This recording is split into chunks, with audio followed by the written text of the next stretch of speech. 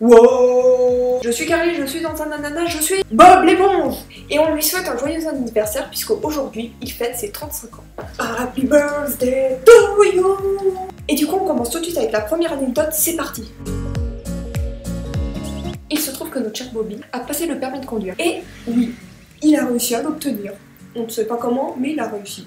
Et du coup, on obtient une information précieuse. Sa date de naissance. Il est donc né le 14 juillet 1986. Ça veut donc dire qu'on vient de fêter 35 ans. 35 ans, putain, 35 ans, 35 ans, 35 ans. Il est plus vieux que moi. Il est plus vieux que vous peut-être. Alors que quand il a fait sa toute première apparition à la télé, il n'avait seulement que 13 ans, le petit Bob l'éponge. Et déjà un grand showman. Ah, et aussi on apprend qu'il a les cheveux jaunes. Bon, c'est une information comme une autre, vous en faites ce que vous voulez. Moi, je me tire. En parlant de lui, de base, SpongeBob devait s'appeler SpongeBob. Si, pas un homme, monsieur. Vous n'êtes pas un homme, Ah pardon. non. Non, je sais pas ce qui vous fait dire que je suis un homme. Non, ils n'ont pas changé de nom juste pour faire plaisir en nom binaire. Mais c'est juste qu'il y a une marque déposée de serpillière qui s'appelle SpongeBob. C'est tout, cherchez pas plus loin. Et en plus, de base, il devait ressembler à ça. Franchement, il est pas trop chouki comme ça avec ses gros os et sa petite casquette. Il est trop chou.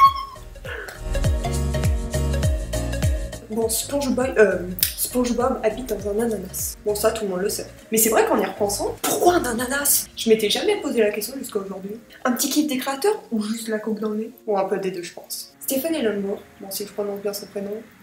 Non, mais vous savez, le créateur de Bob l'éponge, bande d'incultes. Bref, il s'est dit que sa petite éponge aimerait bien sentir un petit parfum d'ananas quand il rentre dans sa paume. Pourquoi pas, remarque, c'est mieux que sentir la merde. Bon, parlons de choses que Bob par-ci, Bob par-là. Maintenant, c'est au tour du Krusty Krab. Bon, pour ceux qui ne le savent pas, le Krusty Krab ou le crabe croustillant est un restaurant tenu par Captain Krabs qui se situe à Bikini Bottom. En gros, c'est ça. Voilà. Vous l'avez vu, hein? Non mais vous l'avez vu. Regardez bien l'image, regardez. Voilà, vous le voyez? Vous le voyez? Donc ça, voilà, ça, c'est un piège à homard. Son restaurant est un putain de piège à homard. C'est peut-être un appel à l'aide. Comme quoi il est emprisonné là-dedans, il fait du travail forcé. En fait, il fait genre qu'il est riche, mais pas du tout. C'est juste pour semer le doute.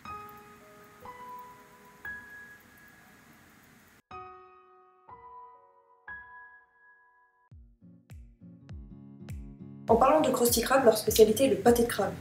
C'est d'ailleurs cet hamburger que Plankton essaye de voler la recette secrète depuis toujours. Et nous, on est dans la même situation que lui. Le peuple veut savoir. Cette fameuse recette est un héritage de famille inventé par le roi Krabs avant le XIIe siècle. Le problème, c'est que le code du Krusty Krab interdit formellement à tous les employés de retenir la recette ou même de la reconstituer en rêve. Il ne faut pas non plus en parler, ni même au capitaine Krabs. À moins qu'avant d'en parler, on fait une poignée de main secrète que le capitaine Krabs a mis en place. Malheureusement, Stephen Hillenburg a emporté la recette dans sa tombe. Personne. Mais il nous a révélé un détail qui a son importance. Ce pâté de crabe est végétarien.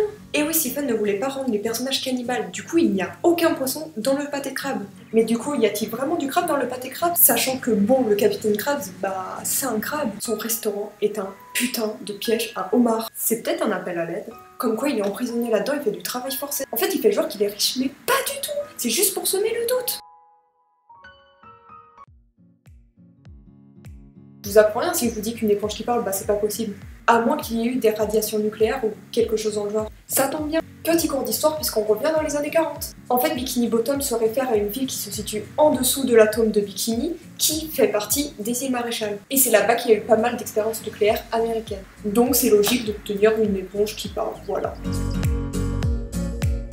Il se trouve que Bob l'éponge a un ami, un super ami du nom de Patrick. Patrick l'étoile de mer. Et il a une sœur, elle s'appelle Sam. Si, elle existe, elle ressemble à ça. Elle est badass, effrayante. Du coup, forcément, on n'a plus envie de le faire chier, hein, le petit Patrick. Hein? Vous faites-moi les malins là, hein? Qu'est-ce que le running gag? C'est tout simplement un comique de répétition comme le fameux « Oh mon dieu, ils ont tué Kenny !» Tout le monde le fait, dans les dessins animés, dans les films, dans les séries, dans les mangas. Et Bob l'éponge l'a adopté aussi avec Fred.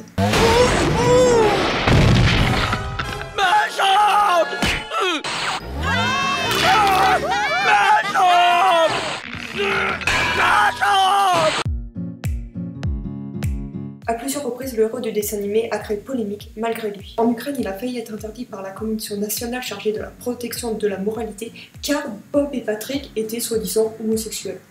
Plusieurs articles ont été rédigés afin de savoir si oui ou non l'éponge était homosexuelle. On est d'accord pour dire que c'est n'importe quoi, enfin c'est une éponge, on s'en fout qu'elle soit homosexuelle, hétéro ou autre. Enfin elle vit sa meilleure vie dans le monde, on s'en fout du reste franchement. On va finir cette vidéo par des théories que j'ai lues sur Bob l'éponge. Alors déjà, apparemment, Bob l'éponge sera un dessin animé un peu beaucoup sexuel. Et en y réfléchissant, c'est pas si délirant que ça. Et oui, il y a des preuves, madame. Déjà, l'éponge est un moyen de contraception. Ensuite, Bob adore chasser les méduses. Tu sais, les petits êtres translucides qui ressemblent à des spermatozoïdes. Et puis si on prend la version anglaise, Krabs est une MST. Maladie sexuellement transmissible. Puis bon, comme on a vu tout à l'heure en Ukraine, le dessin animé a failli être interdit car Bob et Patrick sont homosexuels, tout le monde le sait. Ah, et dernière chose, Bikini Bottom. Du coup, les personnages vivent sous une culotte. Ouais, étrange, ouais. Et je détruis votre enfance? Allez, je vous attends dans les commentaires, dites-moi si j'ai détruit votre enfance! Ah, et j'ai lu aussi une autre théorie. Bon, coïncidence ou pas, vous me direz. Les personnages de Bob l'éponge se réfèrent aux 7 péchés capitaux. La paresse pour Patrick, la colère pour Carlos, l'envie pour Bob, l'orgueil pour Sandy, l'avarice pour Monsieur Krabs, la gourmandise pour Carrie, et enfin la luxure pour Plankton. Peut-être un petit clin d'œil des créateurs, on le sait pas, on saura jamais. Et c'est la fin de cette vidéo anecdote. J'espère qu'elle vous a plu et que je vous ai appris quelques trucs sur ce fabuleux dessin animé. Tout le monde l'a connu, tout le monde l'a adoré, c'est obligé tellement que c'est du génie incompris. N'hésitez pas à mettre un pouce bleu si elle vous a plu, ou mettre un pouce rouge si jamais elle vous a pas plu, mais franchement mettez-moi un commentaire si jamais elle vous a pas plu pour m'expliquer pourquoi et pour que je puisse m'améliorer dans les prochaines vidéos. Allez, tchuss pamplemousse!